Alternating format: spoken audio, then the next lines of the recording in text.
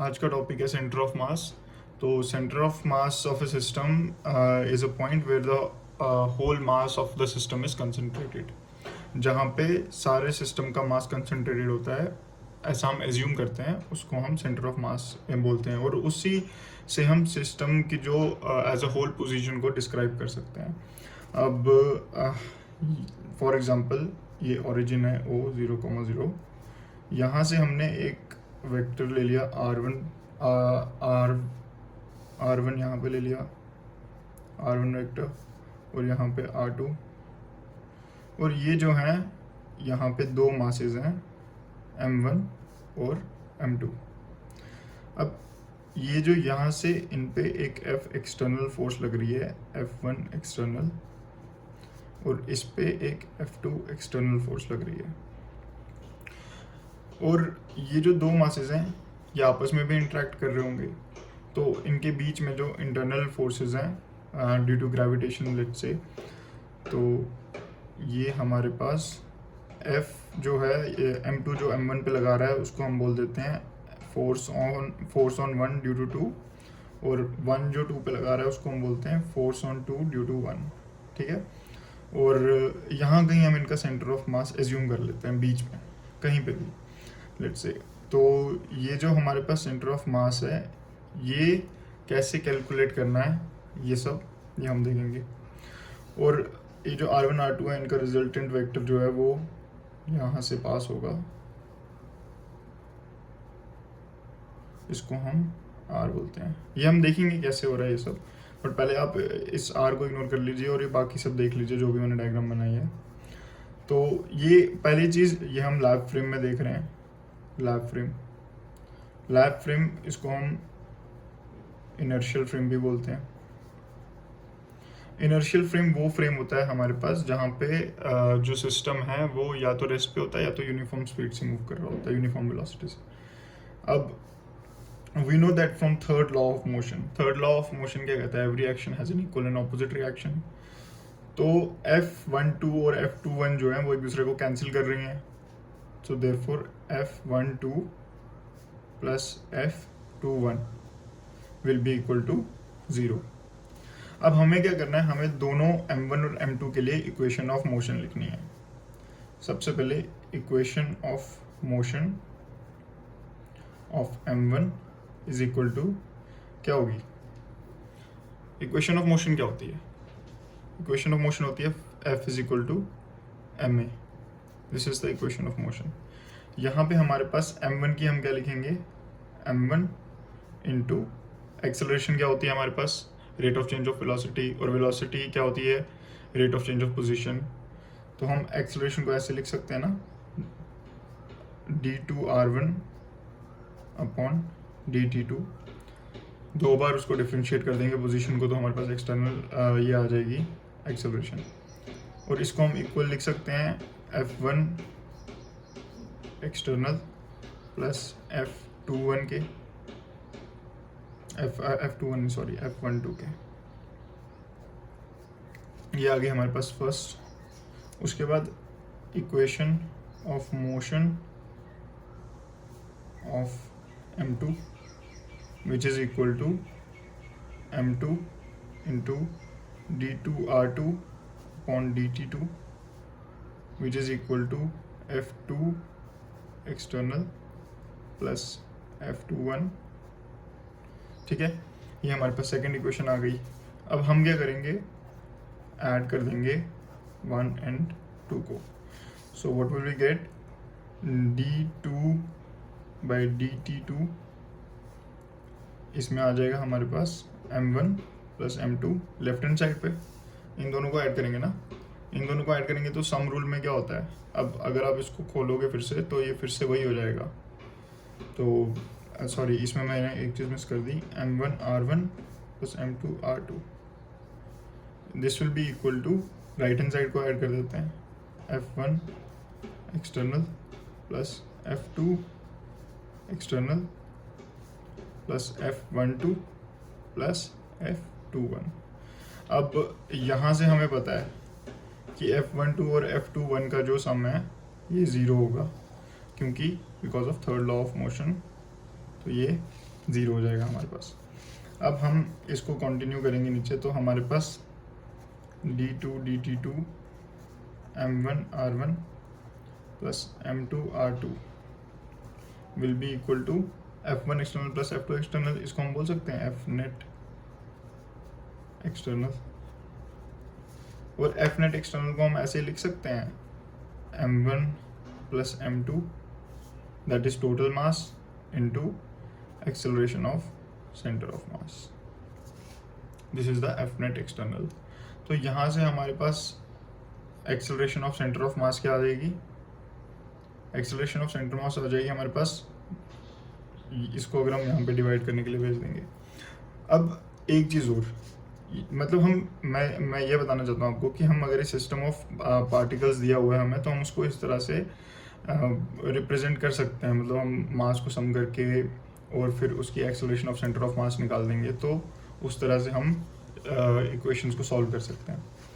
अब हमारे पास acceleration of centre of mass जो है वो क्या होता है, dv centre of mass upon dt, और velocity of centre of mass क्या होगा हमारे पास, dr centre of mass upon dt।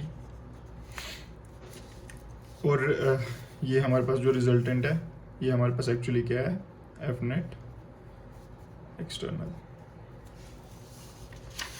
और इसके बाद जो हमारे पास ये इक्वेशन आई है ना, ये वाली इक्वेशन,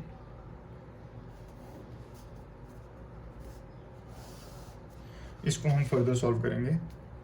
तो जो इक्वेशन ऑफ मोशन थी हमारे पास वो क्या थी, dt d2t upon dt2 m1 r1 plus m2 r2 is equal to f net external which is equal to m1 plus m2 into acceleration of centre mass को हम ऐसे लिख सकते हैं d2r centre of mass upon dt2।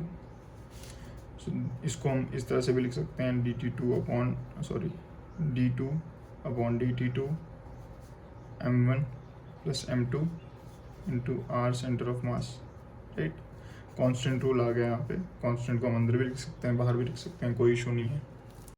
तो यहाँ से हमारे पास d2 upon dt2 m1 r1 plus m2 r2 ये आ गया। अब यहाँ से हमारे पास r सेंटर ऑफ मास क्या आ जाएगा,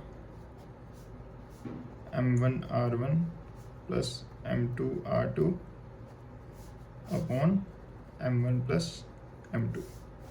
सो यहाँ से हमने जो position of centre of mass है इसका फॉर्मूला निकाल लिया है।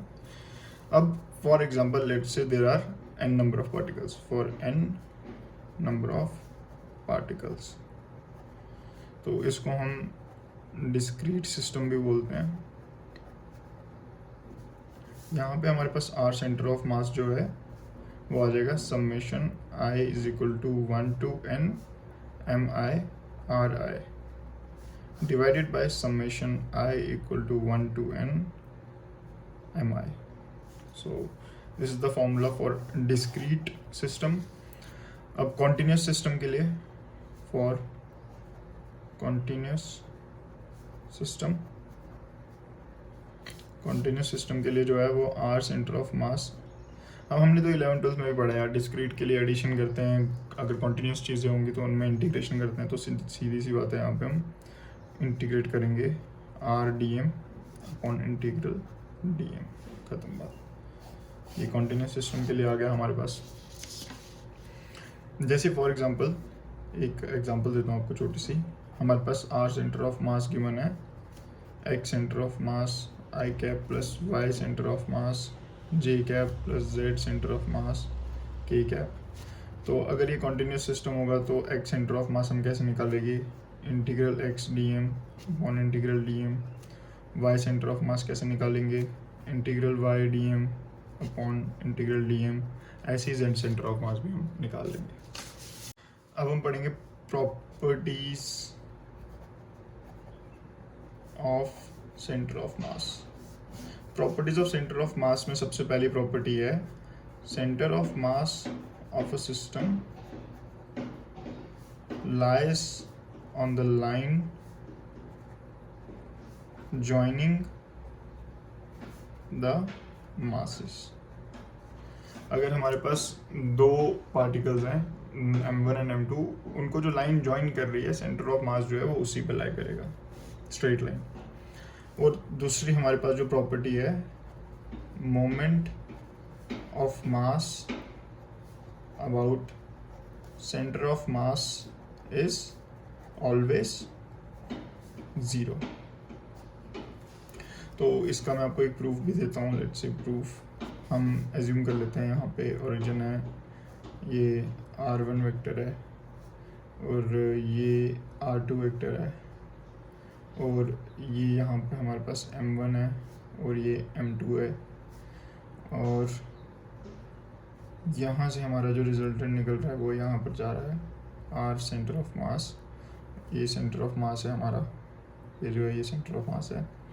अब हमारे पास इन दोनों के बीच में जो फोर्सेस हैं उनको ऐसे लिख देते हैं वेक्टर की तरह, r1 डैश और यहाँ पे r2 डैश. और पहली चीज़ r रिजल्टेंट कैसे कैलकुलेट करते हैं, ये तो हमने मैथ्स में भी देखा है, वेक्टर्स में कैसे चलता है. r2 minus r1 is equal to r. अब r सेंटर ऑफ मास क्या है, जैसे हमने पहले कैलकुलेशन से निकाला है, m1 r1 plus m2 r2 divided by m1 plus m2. That is r centre of mass is equal to 0, क्योंकि हम सेंटर ऑफ मास से ही फोर्स का मोमेंट ले रहे हैं. तो वहाँ से अगर हम फोर्स का मोमेंट लेंगे तो जो r का है वो हमारे पास 0 होगा, therefore r centre of mass 0 होगा, therefore m1 r1 plus m2 r2 is equal to 0. अब ये हमारे पास क्या होता है, sorry m1 r1 dash plus m2 r2 dash is equal to 0, क्योंकि सेंटर ऑफ मास तो इनका कैलकुलेट कर रहे हैं. तो ये आ गया हमारे पास सेंटर ऑफ मास से r1 डैश और सेंटर ऑफ मास से r2 डैश, दो फैक्टर्स. अब ये हमारे पास 0 आ गया, तो इसका मतलब क्या हो गया हमारे पास, हम r1 डैश को ऐसे लिख सकते हैं minus m2 upon m1 r2 dash. तो ये जो दो वेक्टर्स हैं ये हमारे पास जो हैं ये सेम वेक्टर्स हैं, बस मैग्नीट्यूड डिफरेंट है, क्योंकि वेक्टर्स इक्वल तब होते हैं जो इनके यूनिट वेक्टर्स हैं वो इक्वल हैं, बट इनका मैग्नीट्यूड डिफरेंट है. तो इससे हमें क्या पता चलता है, इससे यही पता चलता है कि ये जो दो मासेस हैं हमारे, इनका जो सेंटर ऑफ मास है वो उस लाइन पे लाई करता है जो उन दोनों को ज्वाइन कर रही है. So that means r1 dash and r2 dash are collinear vectors, as r1 dash is equal to lambda times r2 dash. Also they are in opposite direction because यहाँ पे एक माइनस का साइन है, तो magnitude में हम minus लिखते नहीं है, माइनस का साइन है तो ये ऑपोजिट इन डायरेक्शन है. अब वैसे ही अगर हमें velocity of centre of mass लिखना होगा तो वो क्या हो जाएगा, dr centre of mass upon dt which is equal to m1 r1 का अगर हम डिफ्रेंशिएट करेंगे तो v1 प्लस m2 r2 का करेंगे v2 upon m1 plus m2. तो ये आ जाएगा हमारे पास velocity of centre of mass. उसके बाद momentum of centre of mass अगर हमें लिखना है तो momentum of system which is equal to m1 plus m2 into velocity of center of mass. Acceleration of center of mass अगर हमें लिखना है तो वो क्या आ जाएगा, m1 a1 plus m2 a2 divided by m1 plus m2. बस यहाँ तक इसमें तो यही सब था. अब हम एक और चीज़ देखते हैं. लेट्स से यहाँ पे हमारे पास ओरिजिनल जो मैंने पहले डायग्राम बनाई थी वही फिर से बना रहा हूँ. ये m1 है, ये m2 है, और ये हमारे पास यहाँ पे सेंटर ऑफ मास है, और ये वेक्टर जो है r1 डैश सेंटर ऑफ मास से m1 की तरफ, और ये सेंटर ऑफ मास से m2 की तरफ r2 डैश, और ये इनका रिजल्टेंट है r centre of mass. r हमारे पास है r2 माइनस r1. तो यहाँ पे हम ऐसा लिख सकते हैं r centre of mass plus r1 dash is equal to R1 और R centre of mass plus R2 dash is equal to R2। तो ये कैसे लिखा मैंने, R सेंटर ऑफ मास यहाँ पे जा रहा है, R centre of mass plus R1 dash is equal to R1 और ये R2 है, और R centre of mass plus R2 dash is equal to R2। जो हमारे पास ट्रायंगल रूल होता है वेक्टर्स का, वो भी आप ये 11th 12th में पढ़ते हैं ये सब। अब therefore for ith particle Ri dash will be equal to Ri minus R centre of mass, right. अब हम इसको डिफ्रेंशिएट करते हैं, इसको 1 बोलते हैं, एंड देन इसको डिफ्रेंशिएट करेंगे, differentiate 1 we'll get ui dash is equal to ui minus u of center of mass, that is velocity of center of mass। तो हम इसको ऐसे लिख सकते हैं ui dash is equal to ui minus m1 u1 plus m2 u2 divided by m1 plus m2। तो ये तो मैंने आई के लिए लिखा है, बट यहाँ पर मैं इसको 1 और 2 पार्टिकल के लिए चेंज कर रहा हूँ, तो यहाँ पे आप 1 और 1 लिख लो। ये मैंने आई के लिए जनरली लिखा है, बट यहाँ पे हम सिर्फ 2 पार्टिकल्स के लिए कैलकुलेट कर रहे हैं, तो हम ऐसा लिख सकते हैं u1 डैश को हम लिख सकते हैं u1 minus u of centre of मास, और u of centre of mass 2 particles के लिए हमारे पास ये आता है।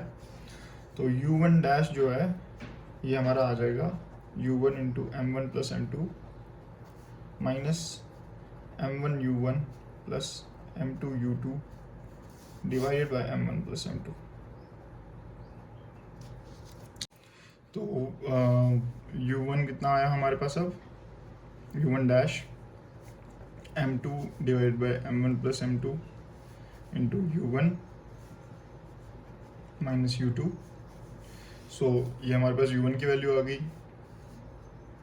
सिमिलरली अगर हम u2 डैश की वैल्यू कैलकुलेट करेंगे तो वो आ जाएगी हमारे पास m1 upon m1 plus m2 minus में u1 माइनस u2।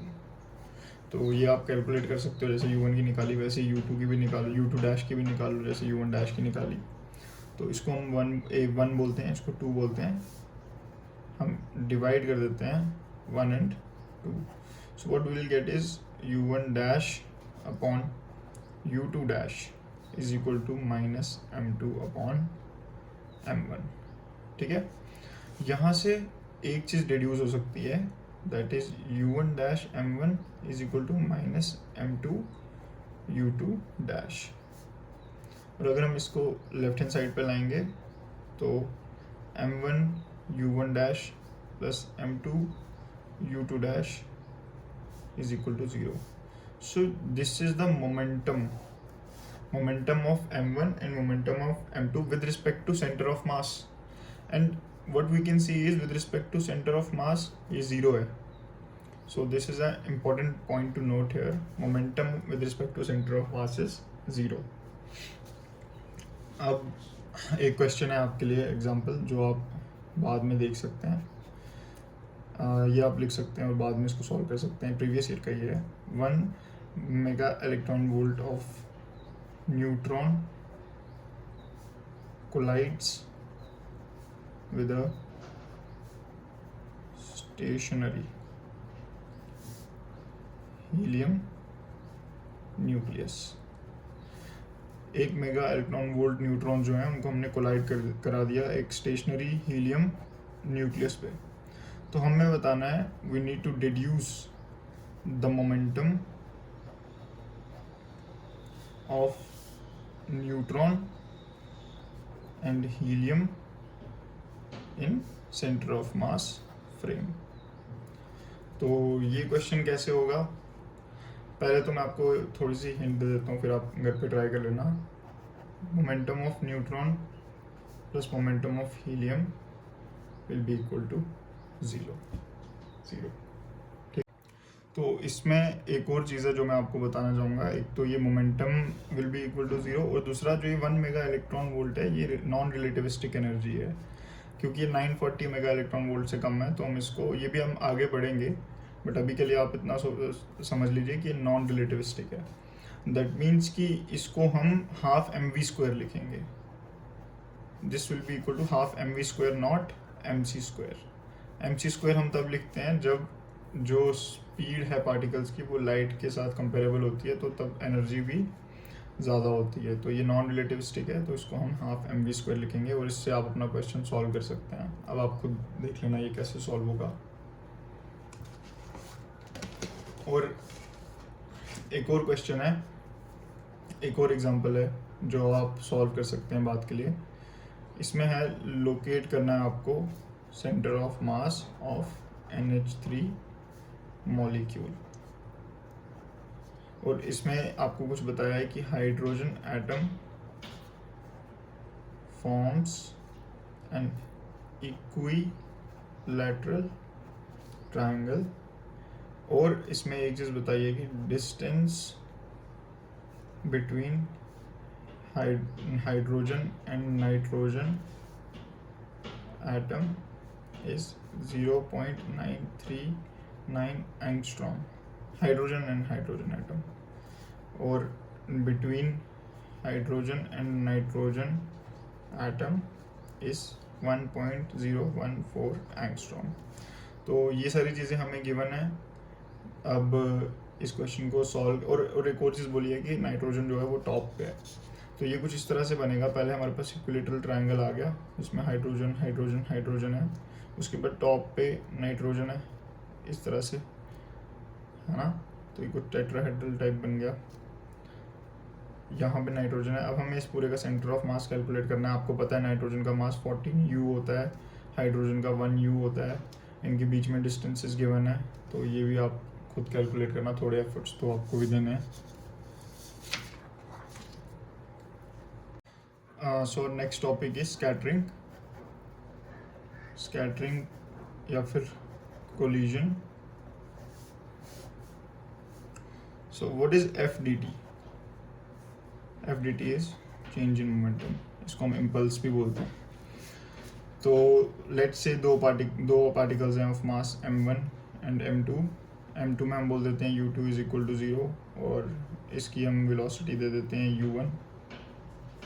अब ये बिफोर कोलिजन है, और आफ्टर कोलिजन क्या होगा हमारे पास, ये m1 जो है वो हमारे पास इस डायरेक्शन में चला गया, making an angle theta, and m2 जो है वो हमारे पास इस डायरेक्शन में चला गया, मेकिंग एन एंगल फाई, और इसकी वेलोसिटी v1 है आफ्टर कोलिजन, और इसकी वेलोसिटी है v2 आफ्टर कोलिजन, और u1 जो है उसकी डायरेक्शन क्या थी, ये with the vector u1. So there's one thing that you need to note, that lighter particle scatters and heavier particle recoils. तो यहाँ पे लाइटर पार्टिकल हमने m1 को माना है, तो m1 जो है हमारा वो स्कैटर कर रहा है, और m2 जो है हमारा वो रिकॉइल कर रहा है, और theta is angle of scattering, phi is angle of recoil. यहाँ पे हमारे पास जो है, तो ये हमारा लीनियर मोमेंटम जो है वो यहाँ पे कंजर्व रहेगा, तो लीनियर मोमेंटम कंजर्व रहेगा, तो therefore m1 u1 is equal to m1 v1 plus m2 v2। अब आप इसको x और y एक्सिस पे भी कंजर्व कर सकते हो, जैसे u1 को हम लिख सकते हैं u1 i कैप, वैसे ही v1 को हम लिख सकते हैं v1 cos theta i cap plus v1 sin theta j cap, और v2 को भी सिमिलरली हम लिख सकते हैं इसी तरह से। तो अगर हम x एक्सिस पे कंजर्व करेंगे तो m1 u1 is equal to m1 v1 cos theta plus m2 v2 cos phi, ये हमारे पास x एक्सिस पे मोमेंटम कंजर्व कर दिया हमने, और y एक्सिस पे 0, इनिशियली तो कुछ था नहीं, m1 v1 sine theta plus m2 v2 sine of phi. ये हमारे पास y एक्सिस पे कंजर्व हो गया। अब बोथ पार्टिकल्स जो हैं वो इनिशियली हमारे पास लेट्स से u1 और u2 वेलोसिटी से मूव कर रहे हैं। अब उसके ज़ीरो की जगह हमने मान लिया u2 से मूव कर रहे हैं, तो फॉर इलास्टिक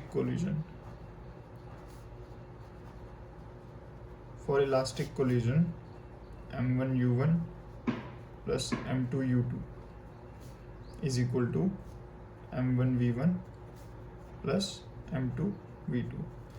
इलास्टिक कोलिजन में हम मोमेंटम के साथ साथ एनर्जी को भी कंजर्व कर सकते हैं। तो energy half mv1 square plus half m2 u2 square is equal to half m1 v1 square plus half m2 v2 square. यहाँ से हम एनर्जी कंजर्वेशन जो है सिर्फ इलास्टिक कोलिजन के लिए होता है, ये आप ध्यान रखें। उसके बाद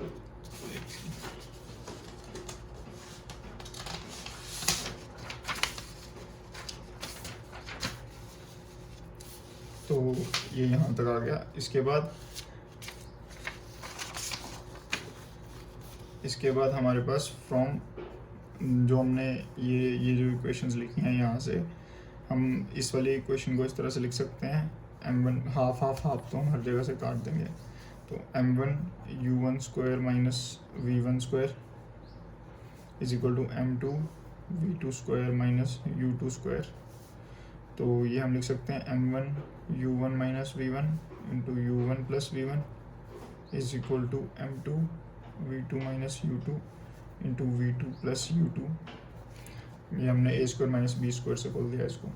अब आगे हमारे पास इसको हम फर्स्ट बोलते हैं, और ये जो हमने मोमेंटम कंजर्व किया था, मोमेंटम कंजर्वेशन से हम ये कर सकते हैं कि m1 u1 माइनस v1 ये सारे वेक्टर्स हैं okay is equal to m2 v2 minus u2। वो सारे भी वेक्टर्स हैं, मैंने लगाया नहीं है बट आप देख लेना। इसको हम सेकंड बोलेंगे। अब ये जो दो इक्वेशंस हैं इनको जब हम सॉल्व करते हैं तो हमारे पास v1 की वैल्यू आती है m1 minus m2 divided by m1 plus m2 into u1 plus 2m2 divided by m1 plus m2 into u2। ये हमारे पास v1 की वैल्यू आती है, और वैसे ही अगर हमें v2 की वैल्यू निकालनी हो वो आती है 2m1 upon m1 plus m2 into u1 minus m1 minus m2 upon m1 plus m2 into u2। तो ये हमारे पास दो फाइनल वेलोसिटीज की वैल्यू आती है। अगर हमारे पास एक इलास्टिक कोलिजन है उसमें हम कैसे निकालेंगे फाइनल वेलोसिटीज दोनों पार्टिकल्स की। अब if the case is that m1 is equal to m2, m1 और m2 अगर हमारे पास बराबर हैं तो जो वेलोसिटीज हैं वो स्वैप हो जाती हैं। मतलब जो v1 है, जो फाइनल वेलोसिटी होगी पहले पार्टिकल की, वो दूसरे पार्टिकल की इनिशियल वेलोसिटी हो जाएगी। मतलब दूसरे पार्टिकल की इनिशियल वेलोसिटी जो है वो पहले पार्टिकल की फाइनल वेलोसिटी हो जाएगी, और दूसरे पार्टिकल की फाइनल वेलोसिटी जो है वो पहले पार्टिकल की इनिशियल वेलोसिटी हो जाएगी। ऐसे जो आप वैल्यू भी डाल सकते हो, m1 is equal to m2 डालोगे तो ये खत्म हो जाएगा। यहाँ से सॉल्व करोगे तो v2 is equal to v1 आ जाए u1 आ जाएगा, और v1 is equal to u2 आ जाएगा हमारे पास।